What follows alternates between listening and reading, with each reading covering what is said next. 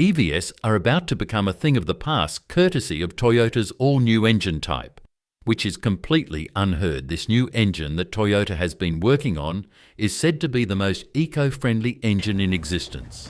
So buckle up and get ready for a complete turnaround in the world of cars as we explore Toyota's new engine that will destroy the entire EV industry.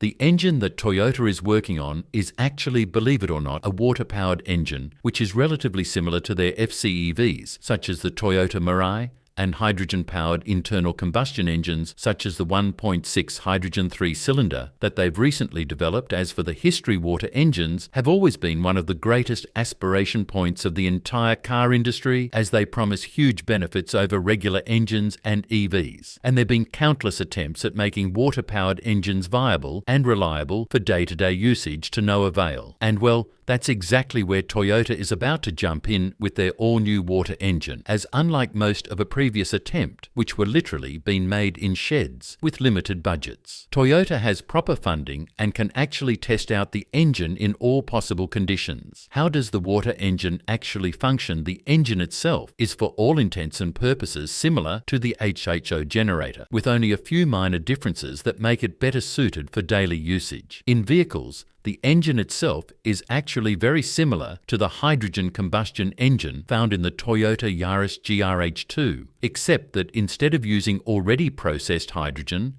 the engine itself processes it and separates hydrogen from oxygen by creating a chemical reaction. In essence, the engine uses the process of electrolysis to separate the H2O molecules. Hydrogen and oxygen get separated once the electrodes, which are located in the tank that contains the water, start emitting high voltages. Since the hydrogen itself is contained within the water when it's stored in the tank, there's no reason for heavily armoured and extremely heavy tanks, which is the case with FCEVs and hydrogen combustion engines, since hydrogen alone is extremely hard to contain. The process of powering the vehicle is where the similarities between hydrogen combustion engines and water engines start, as after it gets separated from oxygen, hydrogen is then sent to the engine where it combusts similarly to compressed natural gas. And the overall way the engine itself functions is similar to CNG-powered ones. The fuel injectors need to be adapted for compressed gas, and the cylinder heads, pistons and valves need to be armoured, as hydrogen itself is highly combustible, making its detonation quite neaty,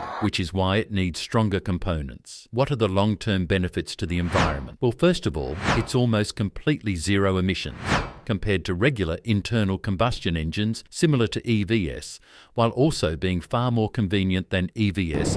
I don't know. I'm just speechless at the moment. I pull over to check and see if I have a flat tire or something.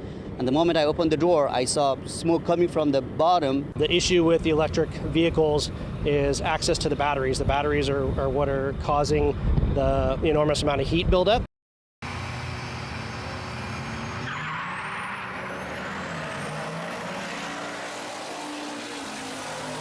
Actually, scrap that. It's more convenient than any other engine type out there. As long as you have access to diluted water, you'll be able to refuel it, and it'll also cost you next to nothing. Also, there will be much less need for extracting oil, as if the engine goes mainstream, the only real branch of the entire industry where fossil fuels might be used is heavy machinery or large power production units. Furthermore, there will be no need for extracting rare metals from the earth, which is one of the dirtiest processes in the entire car industry at the moment, as it directly pollutes both the water sources and the soil surrounding the mine, making its imminent surrounding area completely uninhabitable. Also, if we were to compare water engines to hydrogen combustion engines and CEVs, which are also marketed as zero emissions, we could see that they are far superior in this regard too, as storing water requires little to no effort, whereas storing hydrogen alone requires much more thought-specific conditions and, above all, much more money, while also being significantly more harmful to the environment. You see, hydrogen in its sole form is a gas that is extremely hard to contain and can easily escape from the tank of a vehicle if there are any sort of irregularity with it, which means that the tanks will need to be armoured, constantly monitored and regularly taken care of. Or, as the fuel tank for water-powered vehicles can hypothetically be virtually any plastic container, furthermore Furthermore, storing hydrogen outside of the car itself is a drag too, as it requires ideal temperature conditions. Similarly, need to be completely static and completely indestructible, which once again costs a lot of money.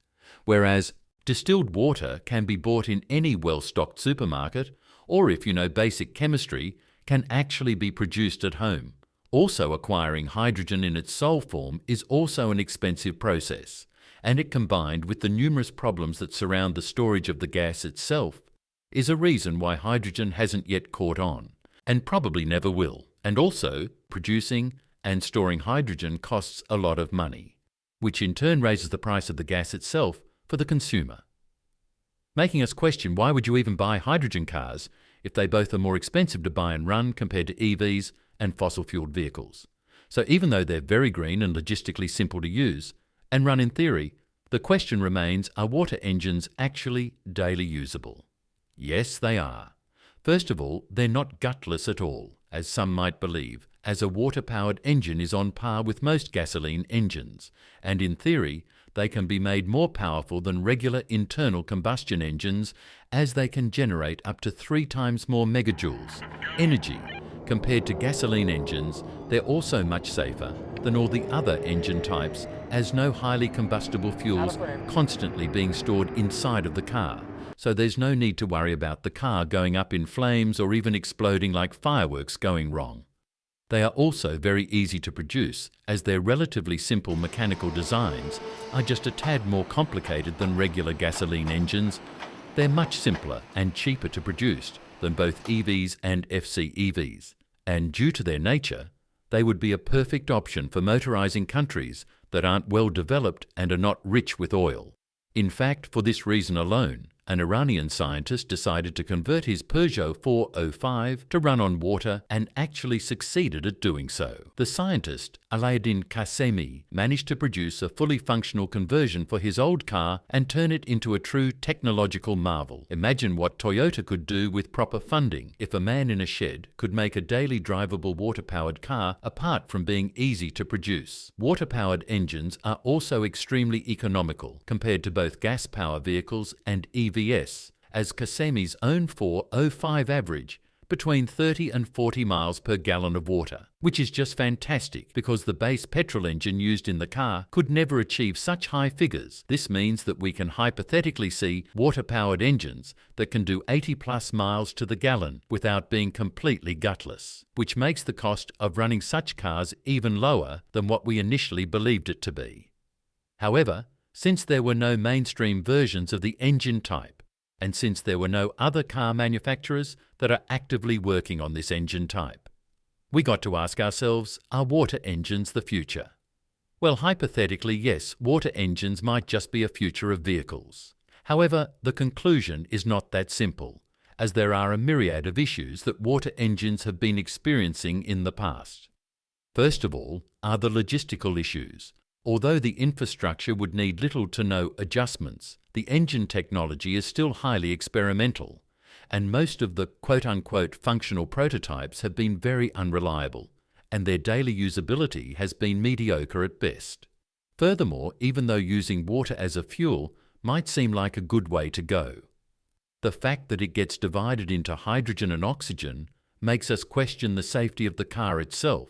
As we've already mentioned, hydrogen is extremely hard to contain, and even a small leakage in the system can turn out highly dangerous and even fatal. Plus, even if Toyota were to make a reliable and safe water-powered car, who's to say that they wouldn't get shut down by lithium mining companies, battery producers, and most notably oil companies by using water as a fuel? We'd almost completely mitigate the usage of fossil fuels in day-to-day life, and there would also be little need for mining rare and expensive elements, such as cobalt and lithium, which would seriously shake and even destroy some of the most profitable companies in the world, currently such as Rio Tinto. And those companies will definitely do everything that's in their power to completely discourage further development of such engines. You don't believe us? Well, there are rumours that they've already done that some 25 years ago with the first ever officially fully functioning water-powered car. The inventor of the car, Stanley Allen Meyer, was, according to him and his brother, in constant danger and was receiving constant threats from people that were most likely representatives of oil companies that could have been jeopardized by the popularization of the water engine. He was even offered millions to destroy his vehicle and the plans surrounding it and never mention it again. However, Meyer was a stubborn person that kept vocally fighting large oil conglomerates. One night, while at dinner with two Belgian businessmen that showed interest, Meyer suddenly ran out of the restaurant. While holding his throat, his brother, who was present at the time, ran out after him. He later told the press that Stanley told him that the businessman poisoned him, after which he passed away. Official records say that the reason behind his passing is actually a brain aneurysm. However, the topic is still disputed to this day, as only a few days after his unfortunate passing. He's along with the plans on how to make the engine have been stolen from his garage, never to be seen again. So as much as we'd love to see Toyota actually going through with this engine, we're not sure that that's going to happen anytime soon, if ever. And even if they were actually working on the engine, they're most likely doing so in absolute secrecy, which is why there are still no official confirmations on the project itself. If you want to know how asphalt is made, watch the video on your screen. Like the video if you have enjoyed it and share it with your friends. Also subscribe to this channel by activating notifications to keep learning. Thanks for watching.